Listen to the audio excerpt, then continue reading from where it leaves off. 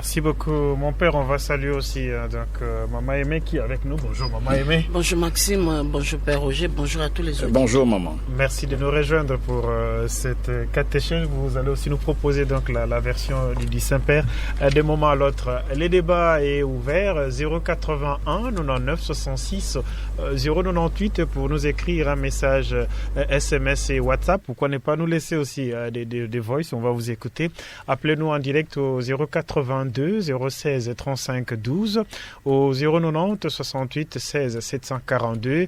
Joignez-nous au 084 10 78 364 au 09 98 23 97 23. On va prendre le tout premier coup de fil. Allô, bonjour. Allô, bonjour. Allô, bonjour.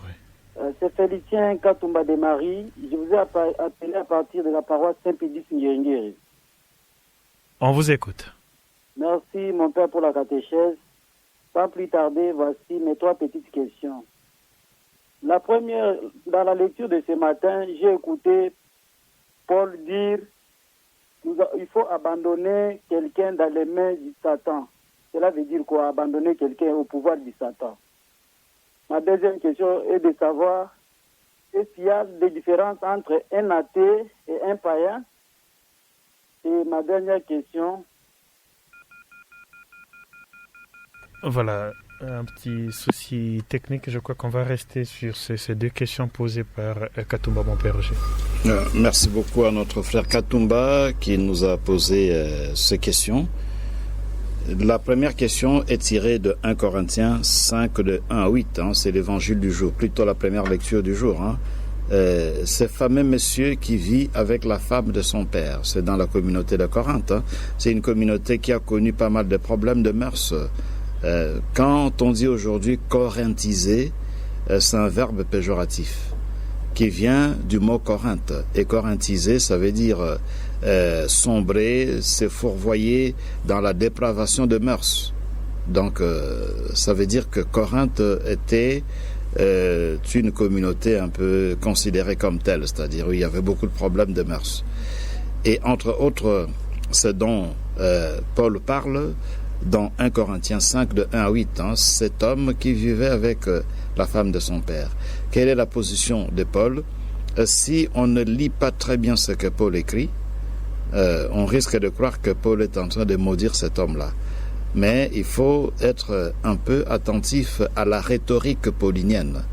Donc bien distinguer le message de la rhétorique. Parce que la rhétorique paulinienne, qui s'inspire largement de la rhétorique gréco-romaine, a parfois des méandres et qui risque d'égarer le lecteur qui n'est pas attentif à la rhétorique comme telle. Voilà ce que Paul dit. Mais Paul ne maudit pas ces messieurs-là. Il ne les maudit pas. Il dit ceci. 1 Corinthiens 5, de 1 à 8. Voilà. Il faut livrer cet individu au pouvoir de Satan. Si tu t'arrêtes là, tu croirais que Paul le maudit. Mais suivez ce qui vient après. Pour la perdition de son être de chair. C'est déjà différent.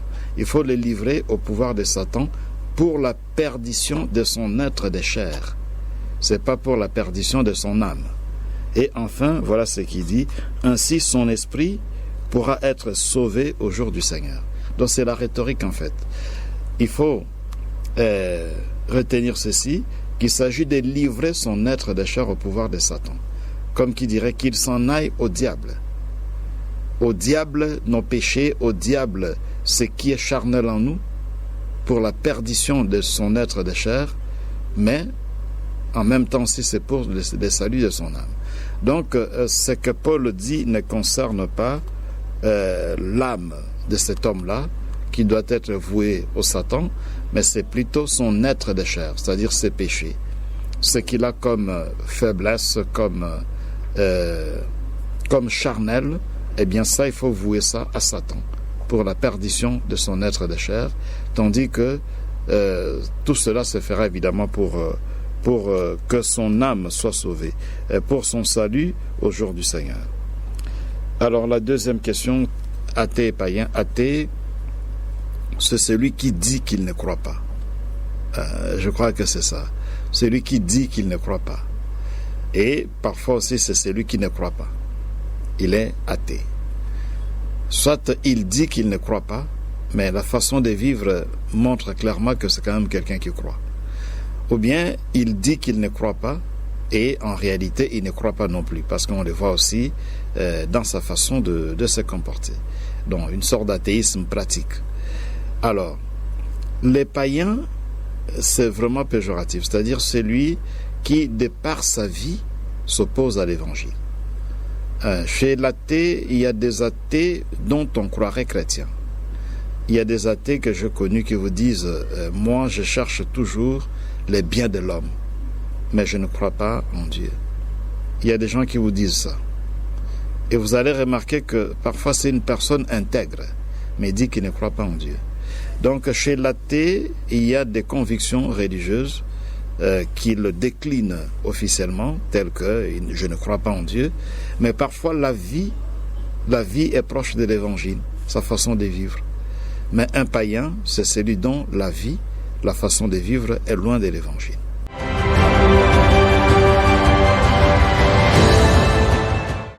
Nous continuons donc à vous lire et à vous écouter la deuxième partie donc de cette version française et à votre portée. On va lire peut-être un message WhatsApp. Bonjour à vous, Père Roger. Première question, comment un chrétien possède-t-il le pouvoir de lier ou de délier quelque chose sur la terre?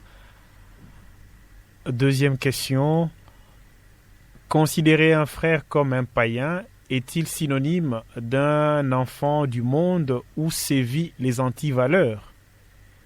La troisième question, où est la place des commérages dans l'évangile de ce dimanche? La quatrième et la dernière question, comment comprendre les saluts individuels et communautaires de la vie chrétienne à la lumière des lectures de ce 23e dimanche année A? Hervé et Sommet, depuis la paroisse Saint-Jean-Paul II, 7e rue industrielle. Merci beaucoup à notre frère Hervé pour les 4 questions qu'il vient de poser. Le pouvoir des liés, il faut distinguer 2 choses. Ça revient, ou bien on en parlait déjà dans Matthieu 16. D'abord, c'est dit à Pierre. En Matthieu 16, c'est Pierre qui est concerné. Et c'est dit que tout ce que tu auras délié sur la terre sera délié au ciel, et tout ce que tu auras lié sur la terre sera lié au ciel. Ça, c'est un pouvoir qui est donné à Pierre et à ses successeurs, donc le pape. Les décisions du pape, je prends un exemple. Lorsque le pape proclame quelqu'un bienheureux, Isidore Bakanja, Anuarite, Nengapeta sont des bienheureux. Le pape les a proclamés comme tels. Il a délié, il a lié sur la terre, et puis au ciel aussi c'est lié. Pourquoi? Parce que cette déclaration du pape, le fait que le pape déclare quelqu'un bienheureux ou saint, c'est à l'issue, au terme des enquêtes, au terme des consultations, enquêtes faites avec beaucoup de rigueur au sein de l'Église. Donc c'est pratiquement le pape se fait porte-parole de l'Église. Alors il déclare, il dit voilà, il est saint, ou bien il est bienheureux. Il a lié sur la terre, et puis au ciel aussi, ça a été lié. Et donc on reconnaît comme tel que, c'est que Anuarite est au ciel, parce que le pape l'a déclarée bienheureuse. Mais, comme j'ai dit, ce n'est pas une décision du pape prise de façon hasardeuse, c'est toujours au terme des consultations faites avec beaucoup de rigueur et des enquêtes, bien sûr, au niveau de l'Église. Donc ça, c'est délié ou lié sur la terre, ce qui est délié ou lié aussi au ciel. Donc ça montre qu'à travers Saint-Pierre, il y a une communion entre l'Église qui est sur terre et l'Église qui est au ciel. Et pour nous, Pierre, c'est le pape, parce que Pierre est le premier pape et les papes sont des successeurs de Pierre. Donc c'est ça ce que ça veut dire, au moins en Matthieu 16. Donc il y a la communion des saints. Quand nous prions, ça c'est déjà Matthieu 18, quand nous prions, nous ne prions pas seuls. Nous prions toujours en communion avec l'Église qui est au ciel. Dans certaines célébrations, vous avez suivi le samedi passé la messe d'ordination, présidée par le cardinal Fridolin à partir de Notre-Dame, cathédrale Notre-Dame. Il y avait la litanie des saints. Un moment, on invoque les saints. Même au début de la messe congolaise, aux Zaïroises, il y a l'invocation des saints. Au début, ça montre que nous sommes en communion avec l'Église qui est au ciel. Et donc, quand on dit tout ce que vous allez lier sur la terre sera lié au ciel, ça veut dire que quand vous demandez quelque chose, ici sur terre, quand c'est quelque chose de légitime, sachez que vous le faites en communion avec l'Église qui est au ciel. Et donc, il y aura des résultats. Ce que vous demandez ici, les saints aussi le demandent au ciel, parce que les saints sont en communion avec nous. Nous pouvons leur dire Saint Michel prie pour nous, Saint Joseph prie pour nous, Saint Paul prie pour nous, parce que justement ce que nous lions au ciel est lié plutôt sur la terre est lié au ciel, ce que nous délions sur la terre est délié au ciel aussi.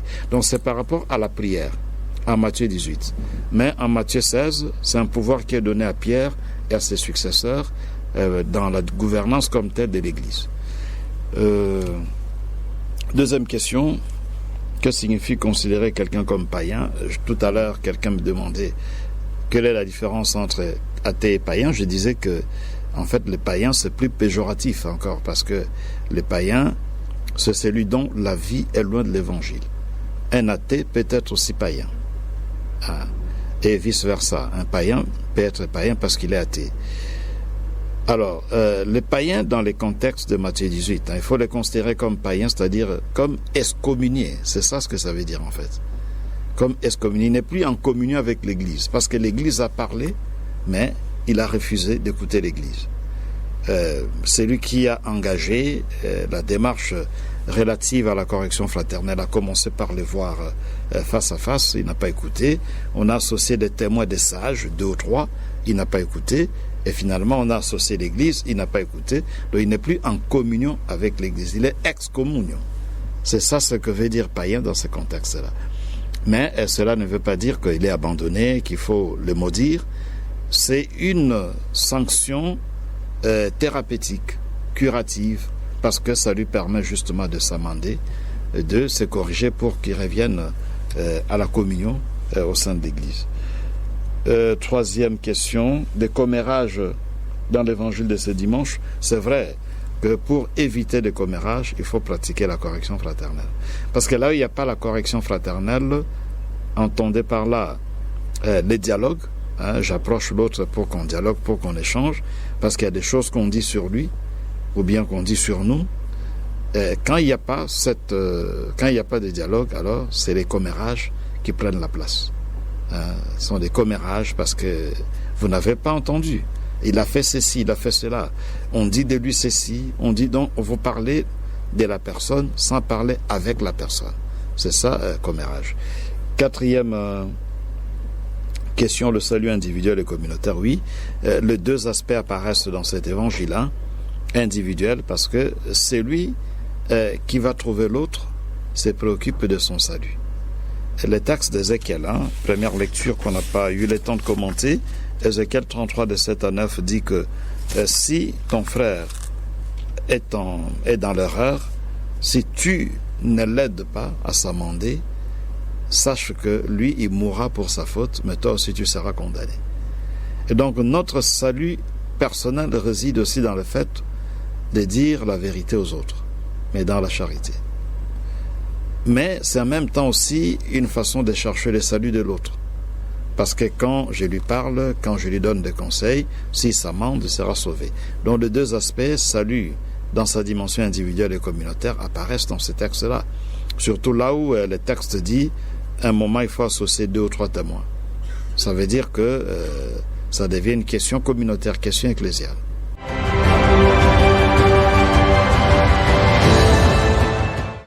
Merci beaucoup, mon père. Nous prenons Maman Aimé d'abord. Merci beaucoup, Maxime. Père, allons dans la première lecture. Le Seigneur dit à Ézéchiel qu'il a fait de lui un guetteur. Et par le baptême, nous aussi, nous sommes devenus de prophètes comme Ézéchiel. Donc, nous avons cette mission-là d'être la sentinelle aussi de l'autre. Nous sommes des sentinelles les uns des autres. Une mission difficile, mon père, à amener au bon port, car nous voyons, nous sommes seulement des sentinelles, mais quelque part, il y a un propriétaire. Et comment il y a la conséquence. Donc il y a les conséquences pour cette mission qui est donnée à Ézéchiel. Aujourd'hui, la mission nous est donnée. Tu vas mourir ou bien tu auras la vie. Donc nous avons aussi cette responsabilité-là d'amener les autres au paradis ou bien de les amener aux enfers. Mais que dire, mon Père, puisque ne soyons pas comme Caïn, à qui Dieu a demandé où est ton frère Abel, et Caïn qui répondu, suis-je le gardien de mon frère? Et cette mission, elle est difficile, mais nous voyons dans l'évangile comment nous pouvons amener cette mission par associer, n'est-ce pas, les autres. Mais mon Père, il y a des fois, nous nous comportons comme des flatteurs, des hypocrites, surtout de nos jours. Nous ne savons pas distinguer pécheur et péché. Des fois, quand c'est bleu, si l'autre qui est plus puissant que nous dit que c'est rouge, nous acceptons que c'est rouge. Nous sommes des hypocrites et à cet instant, n'est-ce pas, nous avons perdre cette clé que le Seigneur nous dit de délier ou bien délier. Et pour ce qui est de l'évangile, mon Père, c'est qui au fait, ou bien c'est quoi la clé? Si nous lisons bien, nous allons voir comme si la clé en question a deux sens. Merci, mon Père. Merci à Maman Aimée pour la réflexion qu'elle vient de proposer. Oui. Maman Aimée parlait de la clé. Mais je n'ai pas bien compris la clé de... Dans l'évangile, mon Père. Oui. Est-ce un pouvoir, ou bien une prière, ou bien une personne qui peut nous aider, n'est-ce pas, pour lier et délier? Ok, d'accord. Ok. Bon, pour délier et lier, c'est une question tout d'abord liée à Pierre. Comme je l'expliquais tout à l'heure, dans Matthieu 16, il est dit clairement que Jésus dit à Pierre, je te donnerai les clés, ainsi de suite, tout ce que tu vas délier sur la terre sera délié au ciel, tout ce que tu vas lier au ciel sera lié au ciel aussi, c'est-à-dire le pouvoir de Pierre est tel que ce qu'il décide sur terre est approuvé au ciel. Et nous avons dit que pour nous, Pierre, ce n'est pas seulement Saint-Pierre, c'est aussi le pape. Parce que le pape est le successeur de Pierre. Donc ce que le pape décide est aussi approuvé au ciel. C'est ça, il délie sur la terre et puis au ciel c'est délié. Et je vais donner un exemple concret de béatification. Un chrétien qui est mort après des enquêtes, analyses, réflexions, après consultation, il est proclamé par le pape saint ou bien bienheureux. Il a délié ou lié sur la terre, ce qui est aussi lié au ciel. Alors, dans Matthieu 18, délier et lié, ça c'est donné à l'Église. Donc là où 2 ou 3 personnes sont réunies pour prier, ils sont en communion avec l'Église qui est au ciel. Ce qu'on appelle la communion des saints. Vous pouvez faire votre neveu dans la maison et vous invoquer les saints. Vous êtes en communion avec l'Église du ciel, avec les saints, parce que nous ne prions jamais seuls dans l'Église catholique. Nous prions toujours avec les saints du ciel. Donc ce que vous liez quand vous priez 2 ou 3 réunis au nom de Jésus, quand vous priez, vous demandez ce qui est légitime, eh bien, le ciel vous accorde cela. Dieu vous accorde cela. C'est ça ce que signifie lier sur la terre. Quand vous liez sur la terre, au ciel aussi c'est lié. Donc vous demandez et le ciel vous accorde, parce que vous êtes en communion avec l'Église qui est au ciel, étant donné que nous croyons à la communion des saints dans l'Église catholique. Oui, c'est vrai que nous sommes des sentinelles, comme un peu comme ce que Jésus a dit, plutôt ce que Dieu disait à Caïn. Caïn dit à Dieu, suis-je le berger de mon frère? C'est une façon de se dire non responsable. Or, nous sommes quelque part responsables les uns des autres. Donc, nous sommes guetteurs, mais pas guetteurs, pas sentinelles au sens où il faut aller fouiller dans la vie de l'autre. Il faut s'ingérer dans la vie de l'autre. C'est pas ça. C'est que quand vous voyez quelque chose qui ne va pas, vous pouvez parler avec votre frère ou votre soeur. C'est dans ce sens-là. Mais on n'est pas inspecteur. On est sentinelle, mais pas inspecteur. La sentinelle veille pour voir le mal. Quand il voit le mal, il avertit.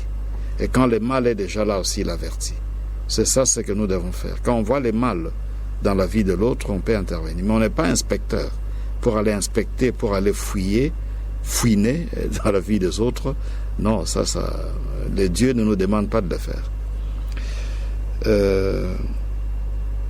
Oui, nous ne savons pas distinguer parfois ce qui est péché, ce qui ne l'est pas. C'est vrai, la correction fraternelle est exigeante sur ce point.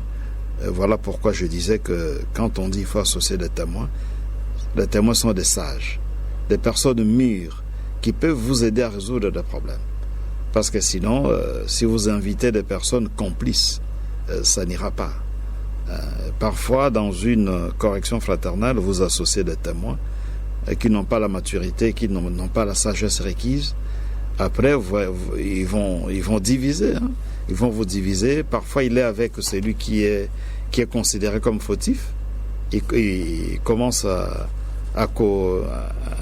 faire une sorte de coalition avec lui, contre toi-même, toi qui l'avais invité. Et donc, ça crée des scissions et ça va envenimer la situation davantage. Donc, il faut que ce soit des gens qui ont des discernements, qui peuvent dire que non, là, tu t'es mal comporté. Ça, c'est compréhensible. On peut laisser tomber, mais sur ces points-là, c'est inadmissible, tu t'es mal comporté.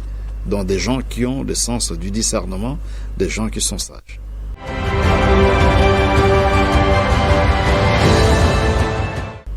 Merci beaucoup, mon père. On va écouter cet élément sonore. Bonjour Maxime, merci pour la catéchèse. J'ai une préoccupation. Je n'ai plus envie d'aller chez ma mère parce qu'un jour je l'ai trouvée avec des soi-disant prophètes dans la maison chez nous. Et par conséquent, après avoir suivi les catéchèses sur les prophètes et la prophétie, je trouvais qu'elle était à côté de la plaque. Et encore aujourd'hui, on nous parle de la correction fraternelle. Je voulais bien entamer la démarche, mais elle refuse de parler avec moi à ces sujets-là. Je ne sais pas comment faire parce que moi, je suis catholique, mais elle m'a donné la foi catholique, mais je trouve qu'elle est vraiment à côté de la plaque. Aidez-moi avec votre conseil. Merci beaucoup à notre auditrice qui pose un problème très délicat. Sa maman lui a transmis la foi catholique. Et maintenant, la fille est restée catholique et la maman est avec les prophètes, entre guillemets. Alors, après avoir suivi la catéchèse sur les prophètes et la prophétie, qu'on a donné, je crois, le mois passé, finalement, notre auditrice a compris que non, sa maman n'était pas dans la vérité et elle s'est éloignée un peu de sa maman. Mais en suivant la catéchèse sur la correction fraternelle, elle s'est dit, est-ce que je peux parler avec ma maman pour essayer de lui dire qu'elle n'est pas dans la vérité. Mais elle hésite déjà, parce qu'apparemment, elle a déjà entamé la démarche, elle a amorcé la démarche, mais sa maman ne veut pas l'écouter. Il y a un aspect important que nous avons souligné à la fin de l'exposé, c'est la dimension surnaturelle de la correction fraternelle. Parce que l'évangile se termine en disant, là où 2 ou 3 sont réunis, en mon nom, je suis là au milieu d'eux. Donc la correction fraternelle se fait en présence de Dieu et sous le regard de Dieu. Ce que nous ne pouvons pas faire, Dieu le fait. Moi, je conseille à notre auditrice de prendre son temps pour prier. Priez pour votre maman. Priez pour elle. Priez pour elle. Si elle s'est égarée, c'est sûr que ça fait mal, non seulement à vous qui êtes sa fille, mais aussi au Seigneur. Le Seigneur ne veut pas que nous nous égarions. Il faut prier pour elle et Dieu sait ce qu'il fera. Moi, je me rappelle encore de l'histoire de cette maman qui, cette fois-là, c'était le contraire. La maman est restée catholique et puis le fils est parti. Il est parti chez le prophète ou qui, je ne sais pas. Et ça avait duré presque 9 ans. Le fils ne voulait plus appeler sa maman, ni les membres de sa famille, parce qu'il considérait les membres de sa famille comme étant de sorciers. Il y a même un prêtre dans la famille qui est le frère de ce monsieur-là, et il considérait son frère prêtre comme un magicien. Alors, la maman souffrait beaucoup. Alors, la maman a fait une neuvaine. Il a pris ça dans les 10 neuvaines, notre brochure. Je crois neuvaine à la divine miséricorde ou bien à Notre-Dame du Perpétuel Secours. Et quand elle faisait la neuvaine, elle disait à Dieu, il dit, mais je voudrais que ce fils me revienne parce que je l'ai porté dans mon sein pendant 9 mois. Et voilà 9 ans qu'il ne veut plus m'appeler. Je veux qu'il revienne à la foi catholique. Le dernier jour de la neuvaine, s'il vous plaît, le dernier jour de la neuvaine, 9e jour de la neuvaine, cet enfant qui n'appelait plus sa maman depuis 9 ans a appelé. Il a appelé pour demander pardon, pour dire à sa maman qu'il revenait à la famille. Donc il y a cette dimension surnaturelle qui est très importante. Il ne faut jamais négliger ça. La correction fraternelle, ce n'est pas seulement question d'intelligence, de tact diplomatique ou quoi, mais c'est surtout question de spiritualité. C'est une question spirituelle. Parce qu'il n'y a que Dieu seul qui peut toucher le cœur. Et donc il faut associer Dieu dans votre démarche. Et si vous ne pouvez même pas entamer la démarche parce que la personne ne veut pas vous recevoir, eh bien associez Dieu. Mettez Dieu devant, comme nous disons dans Radio Maria, que Marie passe devant et vous aurez une solution.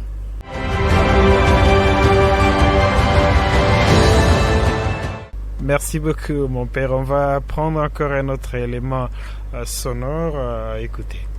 Bonjour Maxime, bonjour mon père et merci pour cette très belle émission. Voici ma première question. La correction fraternelle. Alors, si mon frère pêche contre moi, il est normal que je commence cette démarche de correction. Mais lorsqu'il ne pêche pas contre moi, mais pêche contre un autre, de quoi je me mêle? Et je dirais même comme Caïn, suis-je le gardien de mon frère? Suis-je le guetteur de mon frère? Suis-je la sentinelle de mon frère? Ma deuxième question. Que dites-vous de cet adage, je cite, le salut est individuel. Alors, si le salut est individuel, en quoi dois-je me mêler sur le salut de l'autre? Pour terminer, ce qui m'incite à corriger mon frère, c'est le fait qu'il m'a énervé, ou plutôt, c'est le fait qu'il a péché. Parce que Jésus ne dit pas si ton frère t'énerve, mais il dit plutôt s'il pêche contre toi. Merci mon père, pour le moment je m'arrête. Merci beaucoup à Joseph de Marie. Je commence par la dernière question.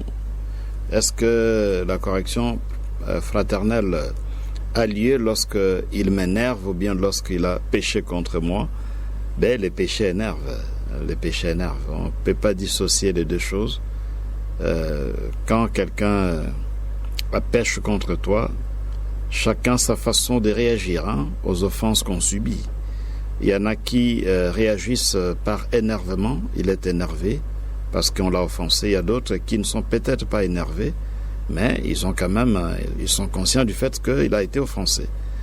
Et donc, souvent, l'énervement, c'est la façon de réagir de certaines personnes face aux offenses subies.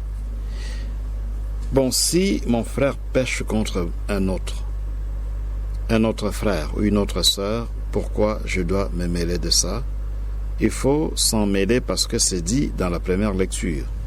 Donc si notre frère Joseph de Marie lit la première lecture, Ézéchiel, c'est dans la Bible, Ézéchiel 33 de 7 à 9 dit ceci: lorsque tu entendras une parole de ma bouche, tu les avertiras de ma part.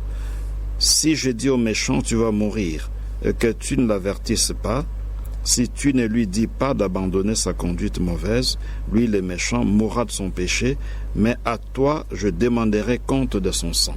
C'est ça. Quelqu'un est dans l'erreur. Il a péché, pas nécessairement contre toi, mais contre quelqu'un d'autre, et vous ne voulez pas aider la personne à se repentir, vous le laissez dans l'erreur.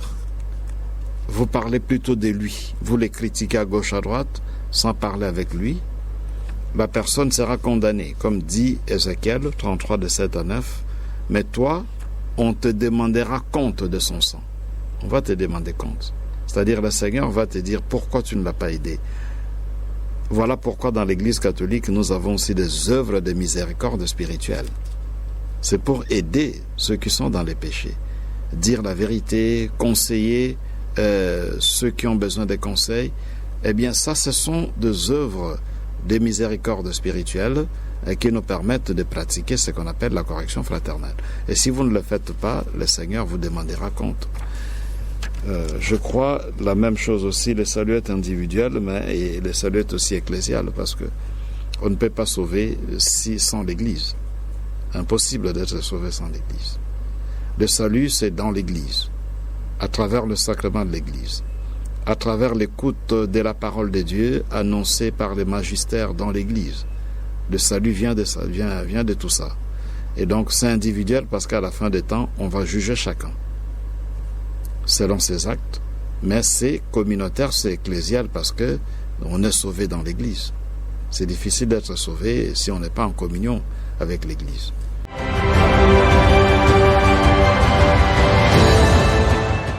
Merci beaucoup, mon père. On va prendre cette question petit à petit. Nous tendons à la fin de cette première partie. Bonjour, mon père. Selon saint Matthieu, dans l'évangile de ce 23e dimanche, quel est l'essence spirituelle du mot publicain dans les contextes actuels de notre vie? C'est à Thanase, depuis la paroisse Saint-Norbert. Oui, c'est tout simplement excommunication. C'est ça le mot. Donc, prends-le comme un païen, c'est-à-dire comme quelqu'un qui n'est pas en communion avec l'Église. Et le publicain n'était pas en communion avec d'autres juifs, parce qu'on considérait que leur travail les salissait. Ils étaient impurs de par le travail qu'ils faisaient. C'était les collecteurs d'impôts, et en collectant les taxes, ils exagéraient des prix. Et ils travaillaient pour l'occupant romain, alors que pour les Juifs pieux de l'époque, il fallait absolument attendre un Messie qui viendrait remplacer les autorités politiques du pays. Alors, si un Juif travaille pour les autorités politiques de l'époque, notamment autorités romaines et puis les Hérodiens, eh bien, il n'était pas en communion avec les autres. Donc, les publicains sont au service de l'empereur. Les publicains rançonnent les gens par des taxes qu'ils exagèrent, dont ils ne sont pas en communion avec d'autres juifs. Alors quand on dit prenez-le comme un païen, un publicain, c'est-à-dire prenez-le comme quelqu'un qui n'est pas en communion avec l'Église, avec la communauté chrétienne. Et c'est important, toutes ces questions qu'on pose là. Parce qu'aujourd'hui, quand on entend dire ça, prenez-le comme un païen ou comme un publicain, on risque de croire qu'il ne faut plus lui parler. Il ne faut plus l'aider, il ne faut plus l'assister. Non, ça signifie tout simplement il faut considérer que ce frère-là n'est pas en communion avec nous. C'est-à-dire, il ne veut pas nous entendre. Comme aujourd'hui, il y a beaucoup de gens qui ne sont pas en communion avec l'Église catholique. Ils étaient dans l'Église, après ils sont allés fonder d'autres églises ou quoi. Ils sont excommuniés. C'est ce qu'on appelle excommunication de l'acte synthèse. C'est donc, automatiquement, ils n'est plus en communion avec l'Église, mais ils ne sont pas pour autant nos ennemis. Ce sont nos frères. Donc, c'est un peu dans ce sens-là. Alors, le mot païen publicain ici, il faut bien situer ça dans le contexte et comprendre ça comme quelqu'un qui n'est pas en communion avec l'Église, mais qui reste un frère. Il reste une personne qu'on peut assister, pour laquelle il faut prier. Il reste un frère qu'on peut visiter parce que c'est une personne créée par Dieu à l'image de Dieu et donc il a besoin d'être sauvé lui aussi.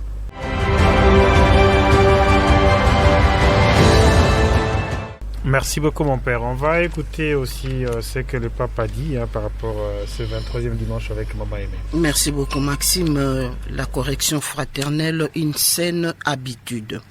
Le pape nous propose une méditation sur une double dimension de l'existence chrétienne communautaire et personnelle. Il nous exhorte à veiller les uns sur les autres avec amour et à corriger fraternellement le frère égaré. Cela exige du point de vue communautaire la protection de la communion et du point de vue personnel exige l'attention et le respect de chaque conscience individuelle au cœur de l'existence chrétienne. Ne pas juger mais aider, nous dit le pape. Cette pédagogie ne consiste pas à mettre son péché sur place publique, mais de se rapprocher du frère avec discrétion, non pas pour les juger, mais l'aider à réaliser ce qu'il a fait. Cela peut échouer, nous dit le pape, Ensuite, prendre 2 ou 3 témoins, cela sert à protéger de faux accusateurs. Les 2 témoins sont tenus non pas d'accuser et de juger, mais d'aider. Cela peut aussi échouer, nous dit le pape. Dans la mesure du même amour, intervient alors la communauté, donc l'Église, parce que il faut un grand amour pour récupérer le frère. Cela aussi ne peut pas suffire. Il convient alors de remettre le frère aux mains de Dieu. Toute tentative humaine peut échouer, mais le fait d'être seul devant Dieu peut mettre notre frère devant sa propre conscience et sa responsabilité devant ses actes. Seul le Père peut montrer un grand amour, plus grand que celui de tous les frères réunis. Nous devons fuir les bavardages, nous dit le pape, car cela est une perte. Et c'est une peste plus mauvaise que le Covid-19. Le Saint-Père nous invite à faire la correction fraternelle une saine habitude pour construire une nouvelle relation basée sur le pardon mutuel et surtout la puissance invincible de la miséricorde des dieux. Voilà, Maxime, ce que le pape nous propose pour ce 23e dimanche de l'année A de l'Église. Merci beaucoup, Maman Aimée. Mon père, un mot et en guise peut-être des conclusions de la catéchèse en rapport de ce que le pape... Mais le pape, le magistère suprême a parlé, il n'y a pas de commentaire à faire, tout est clair. Et nous ne pouvons que remercier le pape et remercier Maman Aimée qui nous a relayé les extraits de l'homélie du pape sur cet évangile du 23e dimanche du temps ordinaire année A, Matthieu 18, de 15 jusqu'à 20. C'est tout ce que je peux dire.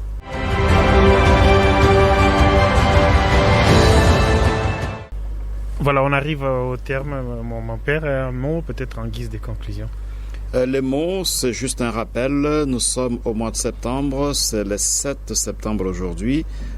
Septembre, c'est le mois de la Bible. Vous avez suivi hier depuis Kenge, diocèse de Kenge, la messe en direct sur Radio Maria, au cours de laquelle Monseigneur Jean-Pierre Kwambamba a inauguré le mois de la Bible dans son diocèse. Il a intronisé la parole de Dieu, la Bible, durant la messe, comme la Synco avait demandé dans tous les diocèses, ça devait se faire, et dans les différentes paroisses aussi. Alors hier, on vous a proposé cette célébration à partir de Kenge, parce que justement c'est le mois de la Bible, le mois de septembre. Radio Maria vous accompagnera, nous l'avons déjà dit, par des messes comme celle d'hier, des messes qui accompagnent ce mois de la Bible, mais nous allons aussi vous accompagner à travers des catéchèses sur les thèmes de ce mois de la Bible. Nous rappelons le thème proposé par la Conférence épiscopale nationale du Congo à travers son service, son organe technique, chargé de l'apostolat biblique, de la redécouverte du Christ à l'évaluation de notre engagement dans l'Église. Et le texte à méditer, c'est Apocalypse de 1 à 3. Et déjà demain, nous allons revenir là-dessus. La semaine passée, le jeudi, nous avions introduit déjà nos auditeurs au thème de ce mois de la Bible en essayant de situer un peu les lettres de l'Apocalypse. C'est cette lettre de l'Apocalypse aux églises d'Asie, dans un contexte, c'est-à-dire on a essayé de parler un peu de prélude, introduction, et demain déjà nous allons passer en revue la première lettre pour voir un peu ce qui est dit à cette église à laquelle cette lettre s'adresse, église d'Éphèse, et puis qu'est-ce que cela veut dire pour nous aujourd'hui. Le tout dans le but d'une évaluation personnelle et communautaire qui nous permettra de nous relancer dans notre mission d'annoncer la bonne nouvelle dans l'Église, dans notre mission d'être des témoins authentiques, des témoins crédibles de Jésus-Christ dans l'Église et dans la société.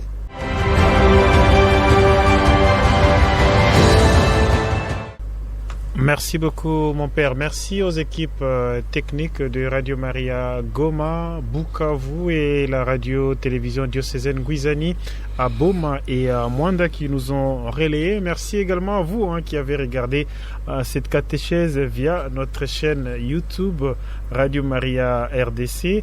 Et nous remercions donc les techniciens qui vont encore rester avec nous pour la version Lingala en termes de filmage.